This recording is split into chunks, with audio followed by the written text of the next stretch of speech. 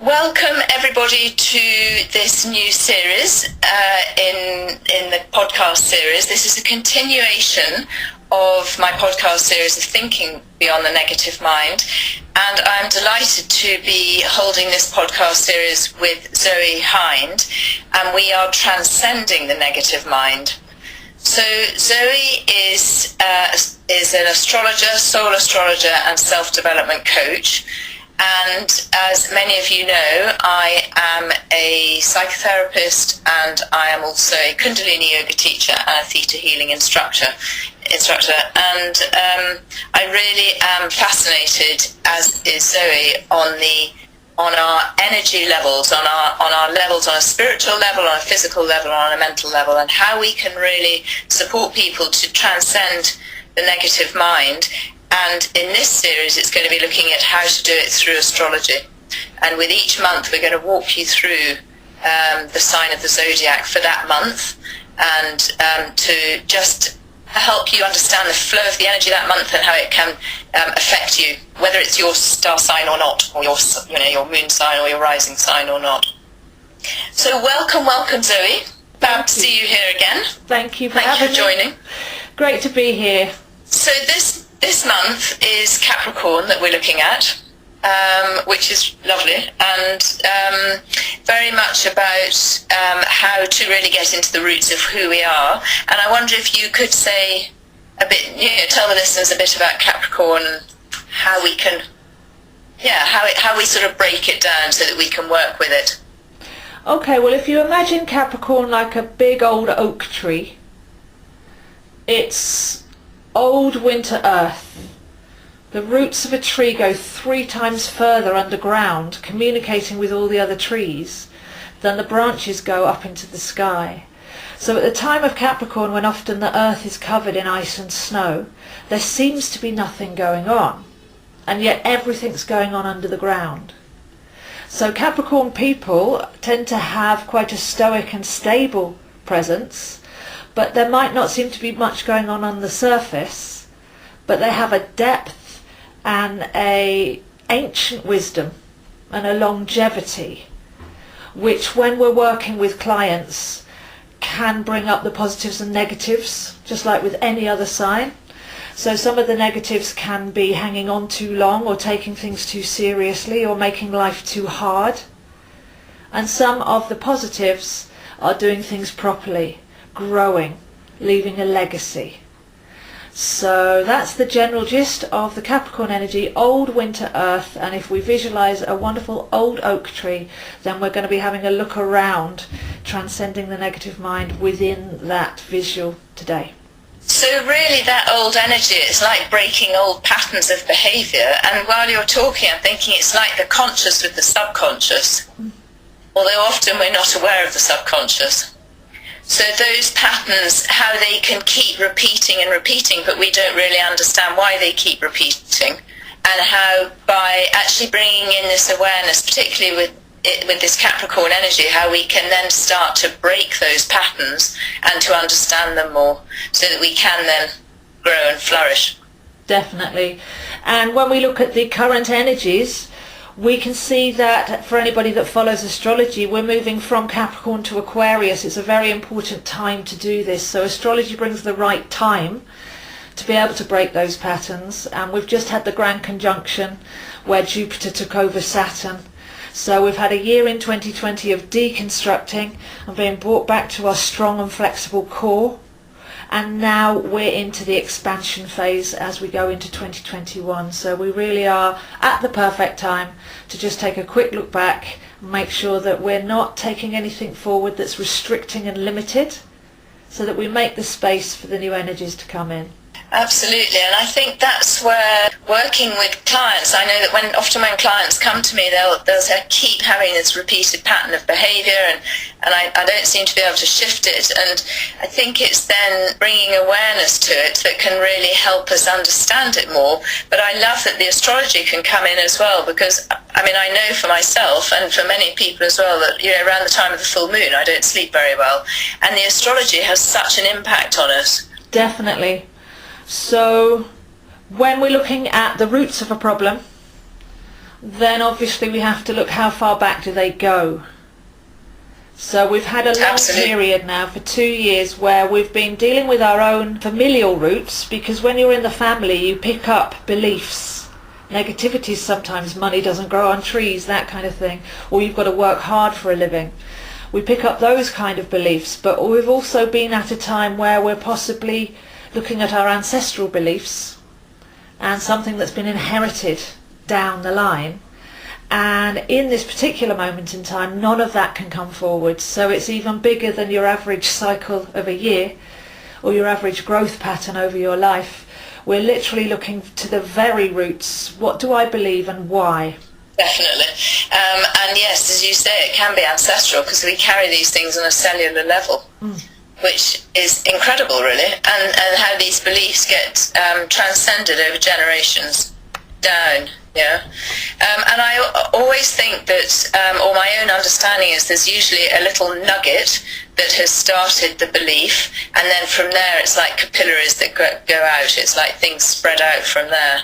So and often it comes from trauma, and trauma can be something quite straightforward. Well, yes, it can be. It can be something like a really big phone bill or something like that, or it can be a massive event like a death or a car crash or something like that.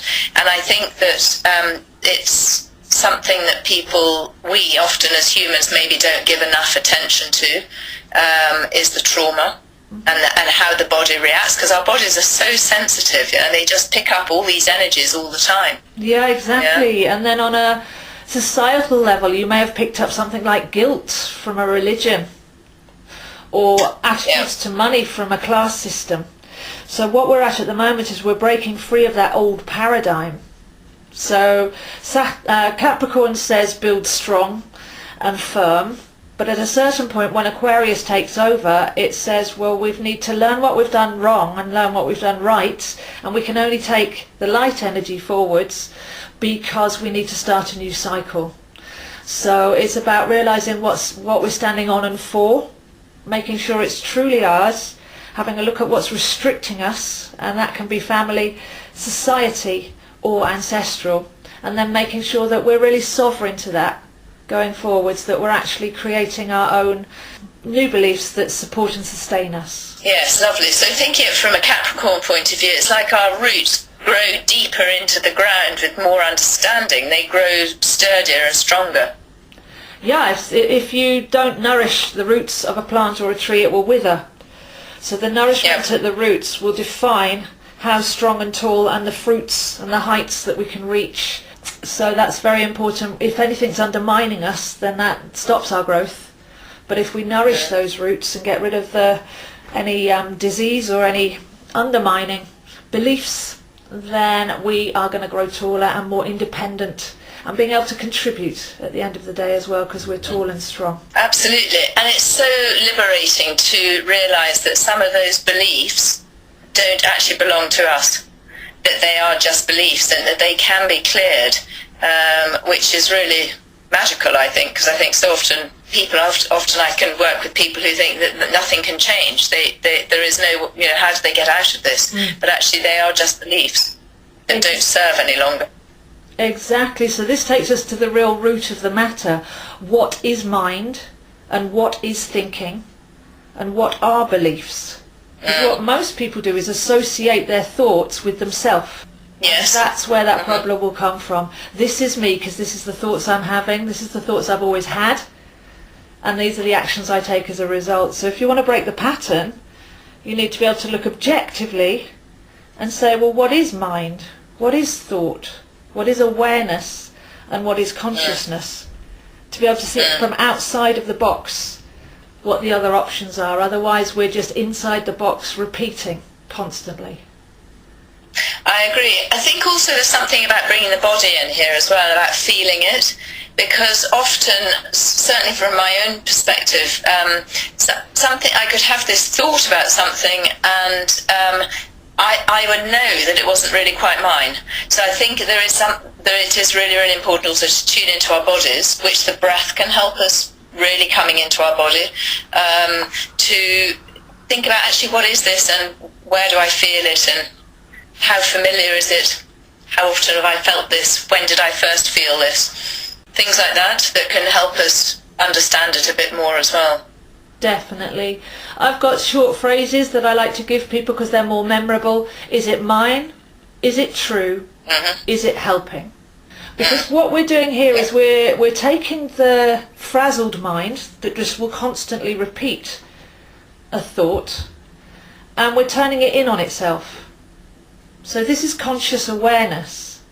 If we're just thinking that stream of consciousness, and feeling of the body definitely, because our subconscious thoughts and feelings are the ones that are felt in the cells of our body, but then the mind will just translate that into a roller coaster of repeat thought.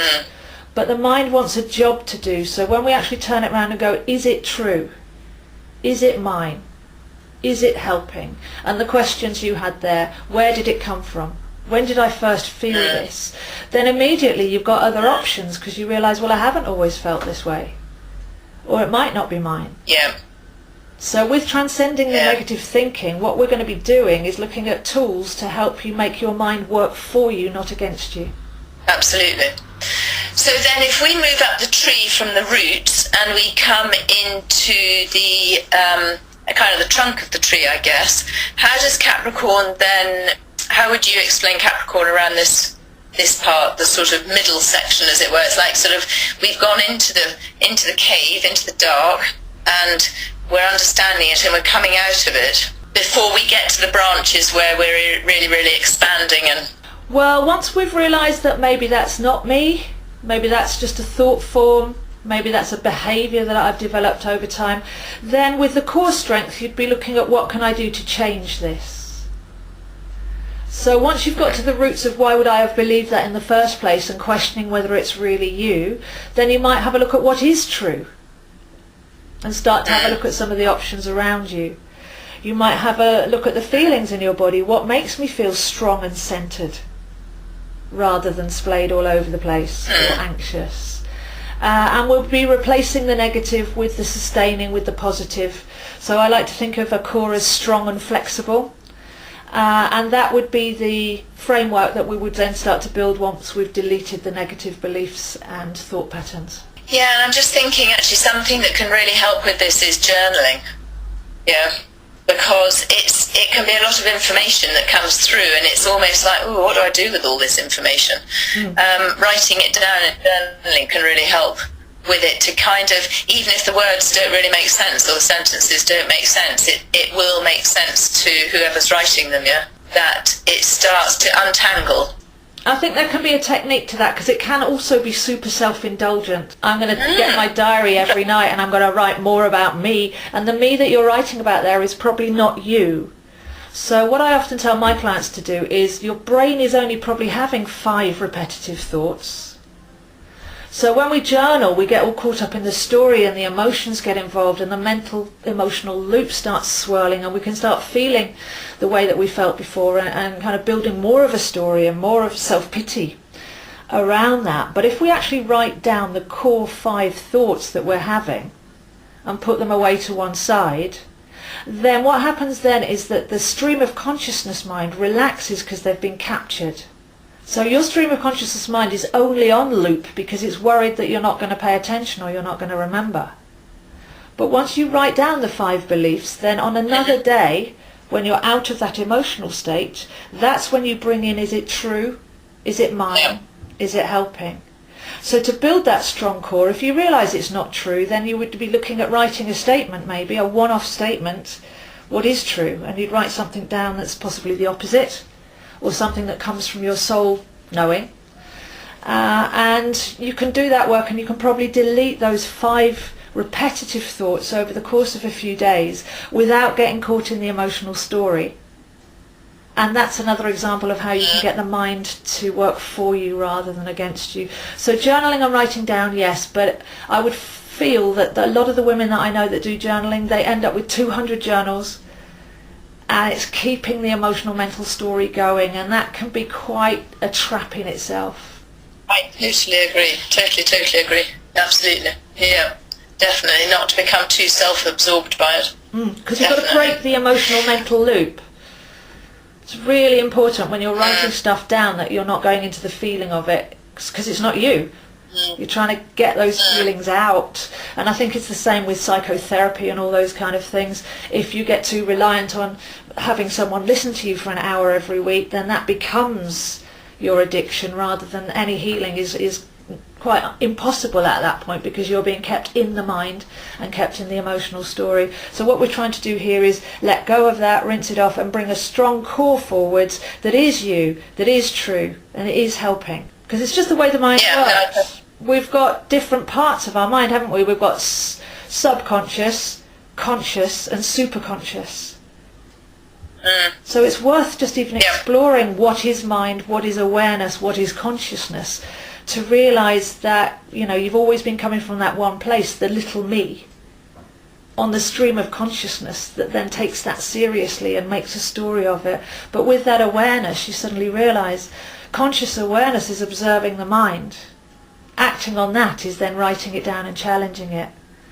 So we're on a quick path to releasing and healing, rather than keeping a system going, which you'll never fight your way out of that system. You can't heal the mind with only using the mind as it's been used before. You need to kind of have this expanded perspective. So I do recommend that people study consciousness awareness, how the mind works, and that way we can see how we're made up, and we can also see the other parts of ourselves that we can bring in for deep healing and release. Oh yeah, I couldn't agree with you more, and that's really why I came away from just doing pure counselling and psychotherapy, because I realised pretty early on that we need more than thinking mind. We need to come into our bodies, and we need to also be in an expanded state as well on the spiritual level as well. And yes, and that's where the breath work comes in, which is, when I started doing Kundalini yoga, then I had so much more of an understanding about the breath and the power of the breath. So, as you know, when we're anxious, we breathe really shallowly in our chest, and if we start to really lengthen our breath, it can really help us to observe whatever it is that's disturbing us in a more composed way, more relaxed way, I guess, with a bit more knowledge. Yeah. And then when you look at what the partner, but the superior to the mind is, it's going to be the heart. So cleansing and releasing using water and air techniques, those are the cleansing and relaxing techniques, but the real centre is going to be learning to live from the heart. So what we're going forwards in 2021 is from the head to the heart, from doing to being, and from thinking to feeling. And that would be that strong trunk that you were asking about.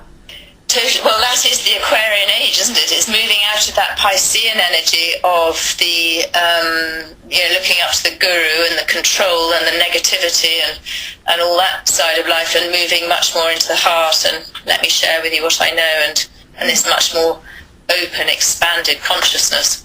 Thank goodness. Exactly. It's time. Exactly. So Aquarius is unconditional love. And the mind will only ever be in the past or the future. The heart will always be in the present. So we're dealing with presence.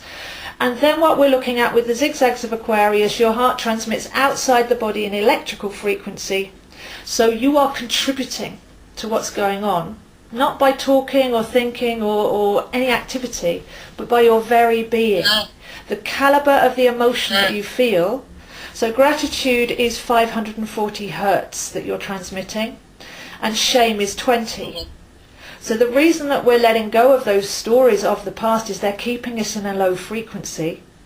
And what Aquarius brings in is transmit, receive. You are a giant transmitter receiver, and I'm mainly teaching heart manifestation techniques for 2021 to get people into that state where you're responsible for your frequency, and then that's what you'll attract back to you, rather than getting in everyone's business or being busy or anything like that. So the trunk of the tree really is the heart, and becoming master of it, and that then masters the mind. Totally with you on that, definitely, and that what we transmit out is what transmits back. Yeah.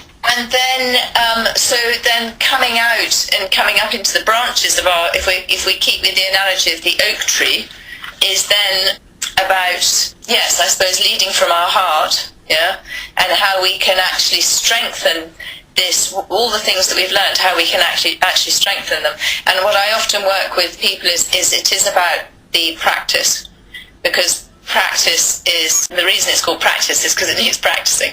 Yeah. So often people will come and say, oh, but I was doing really great, and then, now I'm feeling really rubbish again. And we check, what they've been doing, and, with all the various different things, and they've just let them lapse because they felt good, and then they've stopped. And I know myself, if I'm to let things lapse, then I just don't feel as energized or feel as grounded or as centered.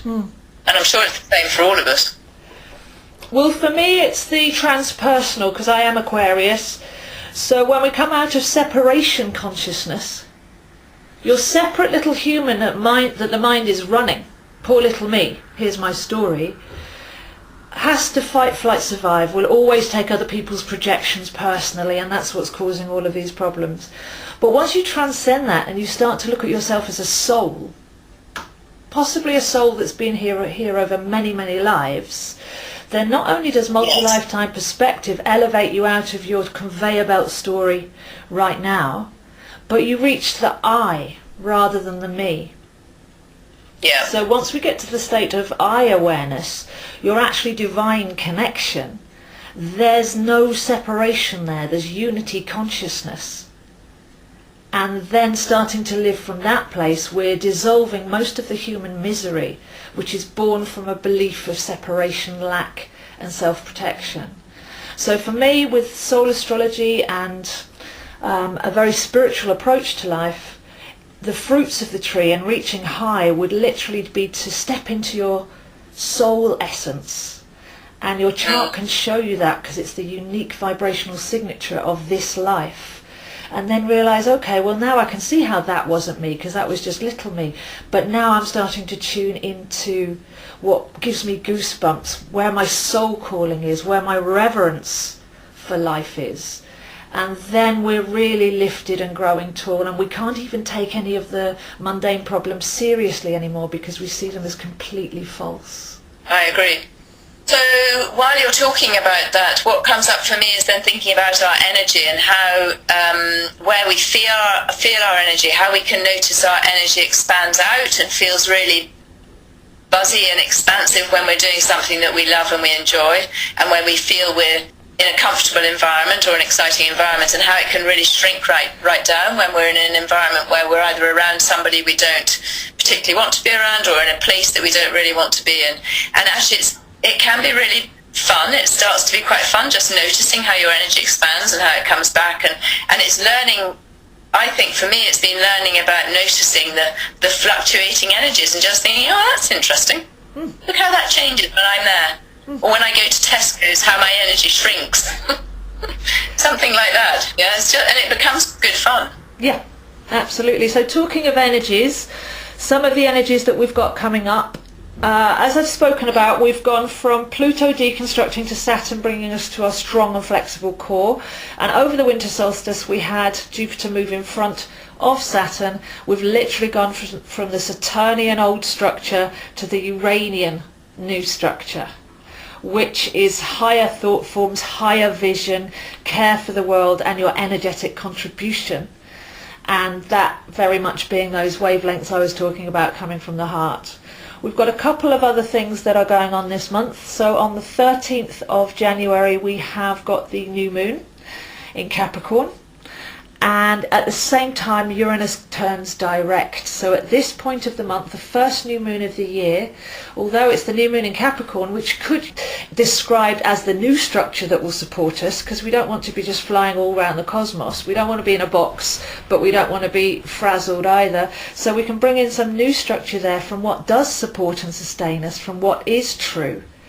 But with Uranus turning direct as well, not only will all the planets be direct, but this kind of clicks on the light for these Uranian Aquarian energies to really start flowing through. So if we realise that our thoughts are just forms, and we can tune into higher thought forms, then that new moon window, which is 2 weeks, will be really, really good for tuning into those higher thought forms, which will replace the lower ones and bring us inspiration and excitement and perspective. At the same time this month we have Venus is going to be in Capricorn, so that's the heart, that's the trunk, that's the who do I love and what do I really stand on and for.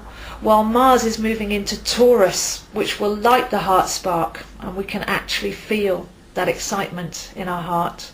And at the end of the month we'll have Mercury retrograde in Aquarius, and what this means is we'll be able to change our mind more easily. That will give us a window of time for us to have different thoughts and to think differently and to create different perspectives.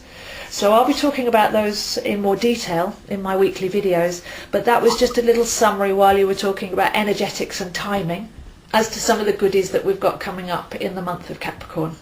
I just want to thank you very much today, Zoe, for joining me for this, but also to talk to the listeners that each month we're going to walk with you through these podcasts. We're going to walk with you and show you how to harness the energies in each zodiac month. So next month we will meet and it will be the energy of Aquarius, which is really exciting. And then, as I say, each month we'll go through helping you understand what it is that's around us and coming towards us. So thank you again, Zoe. And if you would like to find out any more information about either of these, what we've been talking about, or how to follow the podcast, you can find them on my website, www.juliamelville.com.